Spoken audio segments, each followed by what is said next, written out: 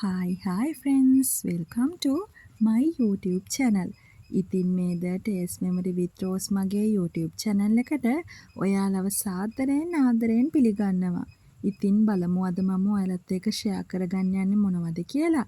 මම අද හදන්න යන්නේ රසම රස තෙල් දාපු ගෝවා එකක්. ඉතින් බලමු මගේ රෙසිපි එකට මේක හදන්නේ කොහොමද කියලා. අපි යමු වීඩියෝ එකට. මුලින්ම මම මේ විදිහට ගෝවා ගෙඩි කීපයක් අරගෙන තියෙනවා. දැන් අපි මේ ගෝවා ටික හොඳින් සෝදලා අරගන්න ඕනේ.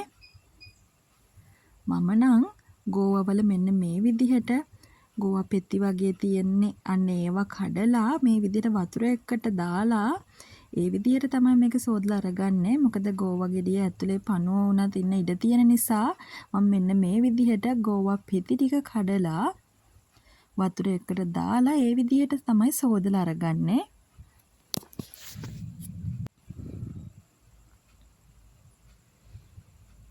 ඊට පස්සේ මෙන්න මේ විදිහට අපි කඩාගත්තු ගෝවා ටික මේ වගේ දෙපාරක් වගේ හොඳින් සෝදලා අරගන්න. ඊට පස්සේ සෝදලා ගත්තු ගෝවා ටික මෙන්න මේ වගේ හීනියට කපලා ලෑස්ති කරගන්න ඕනේ අපි. අපි දැන් බලමු මේක හදන්න අවශ්‍ය අනිත් අමුද්‍රව්‍ය ටික මොනවද කියලා. අපිට අවශ්‍ය කරනවා කපාගත් ලූණු, සුදු ලූණු, රම්පෙ සහ කරපිංචා, කපාගත් අමු මිරිස්, ඒ වගේම පොඩි කුරුඳු කෑල්ලක්. දැන් අපි බලමු මේ ගෝවා එක හදන්න යන්නේ කොහොමද කියලා. මම දැන් මෙන්න මේ විදිහට මම ගෝවා එක හදන්න පාවිච්චි කරන මැටි හට්ටිය ලිපෙන් තියාගෙන මේ වෙලාවේදී මම ලිප ඔන් කරලා මේකට තෙල් ස්වල්පයක් එකතු කරගන්නවා.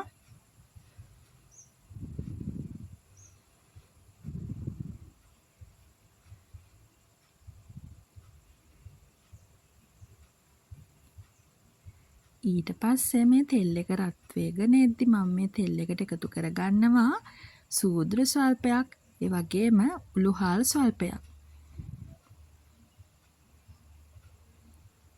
ඊට පස්සේ මම උළුහාල් ටිකයි සූදුරු ටිකයි මේ තෙල් එකේ බැදෙන්න ටික වෙලාවක් තියලා ඊට පස්සේ මම මේකට එකතු කරගන්නවා කපාගත් සුදු ලූණු සහ ලූණු ටික. ඊට පස්සේ අපි දැන් මේ ඔක්කොම හොඳින් කලවම් කරගන්න ගමන් ටික වෙලාවක් තෙලෙන් මලව ගන්න ඕනේ.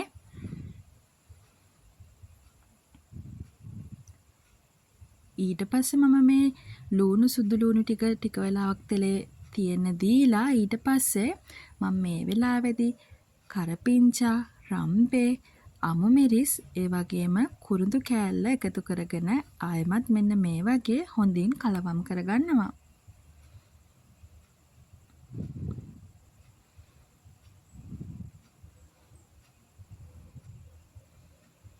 ඊට පස්සේ මම දැන් මේ වෙලාවේදී මේ තෙල් එකට එකතු කරගන්නවා කෑලි මිරිස් ස්වල්පයක්. ඔයාලට කෑලි මිරිස් නැත්නම් ඔයාලා මේ වෙලාවේදී මිරිස් කුඩු ටිකක් මේ තෙල් එකට එකතු කරගන්න. ඒ වගේම මම මේ වෙලාවේදී කහ කුඩු ස්වල්පයකුත් එකතු කරගන්නවා. ඊට පස්සේ අපි මේ ඔක්කොම ටික ආයෙමත් මේ වගේ හොඳින් කලවම් කරගන්නවා.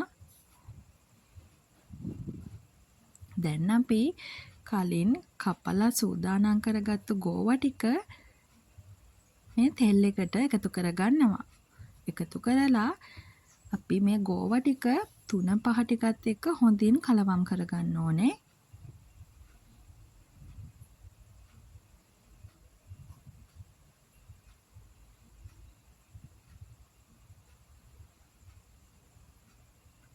මේ වෙලාවෙදී ඔයාලට ගෝවා ප්‍රමාණයෙන් වැඩි වගේ පෙනුනට මේක ඉදෙන්න මේ ගෝවා ප්‍රමාණය අඩු වෙනවා. මෙන්න මේ වගේ හොඳින් කලවම් කරගෙන අපි උයා ගන්න ඕනේ තව ටිකක්.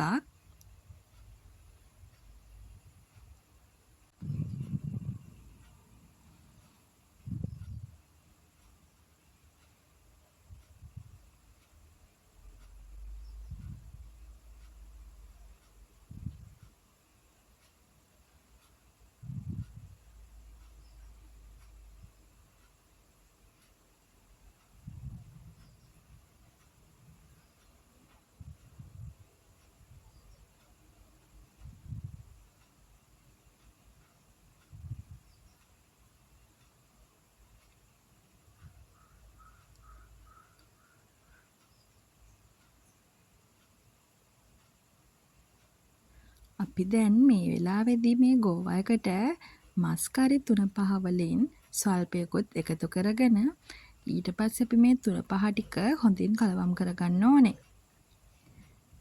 මේ වෙලාවේදී මම ලුණු කුඩ ස්වල්පයකුත් එකතු කරගන්නවා. ඔයාලා මේ වෙලාවේ ඔයාලගේ රස අනුව ලුණු එකතු කරගන්න.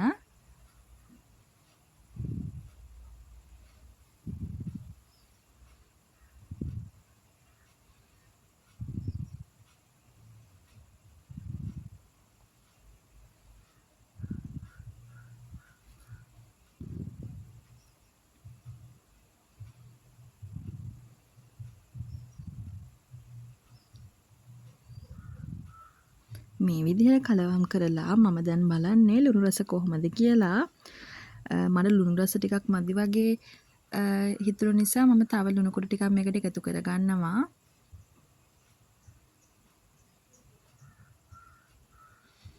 ඊට පස්සේ මම මේ ගෝවා එක ආයෙමත් හොඳින් කලවම් කරගෙන දැන් ලුණු රස කොහොමද කියලා බලනවා.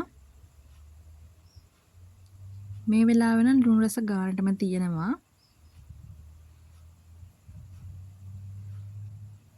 දැන් අපි මේ ගෝවා එක තැම්බෙන්න පියනකින් වහලා තව ටික වෙලාවක් උයා ගමු.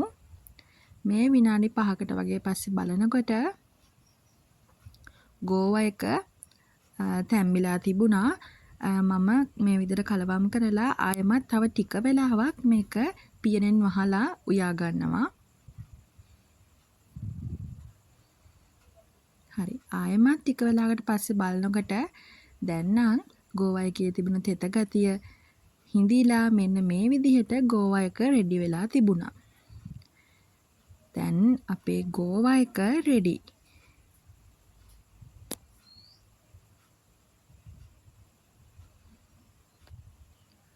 මේ ගෝවා එක ඇත්තටම හරිම රසයි. සැරත් නැති හරිම රසවත් ගෝවා එකක්. සැර කන්න කැමති නැති අයට ඔන්න පුළුවන් මේ විදිහට හදලා try කරලා බලන්න.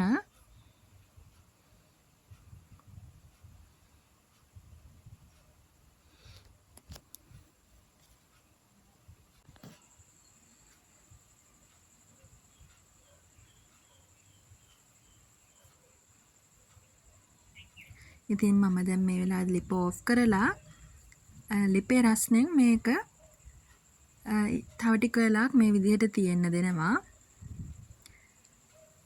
දැන් මේ ගෝවා එකක රෙඩි වෙලා තියෙන්නේ.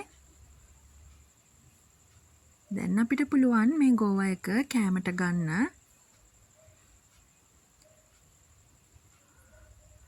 ඔයාලට පේනව නේද මේකේ දුම් දානවා.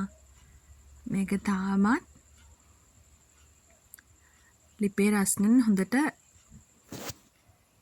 ඉදෙනවා මේ විදිහට තියෙද්දි.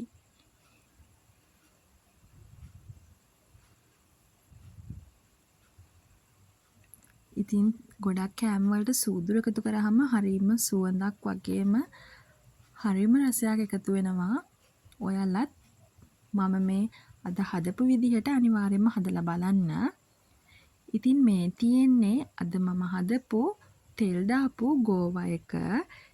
ඔයාලත් මගේ මේ රෙසිපි එක අනිවාර්යයෙන්ම try කරලා කොහොමද කියලා මට අනිවාර්යයෙන්ම කමෙන්ට් එකක් දාන්න. ඉතින් අනිවාර්යයෙන්ම ඔයාලා මේ රෙසිපි එක try කරලා බලන්න. ඉතින් ඔයාලා මේ වගේ රෙසිපි බලන්න කැමති නම් මගේ channel එක subscribe කරන්න. ඒ වගේම like කරලා comment කරන්න. share කරන්න. ඔයාලා මගේ මේ වීඩියෝ එක ඉවර වෙනකන් බලන් හිටියට ගොඩාක් ස්තුතියි.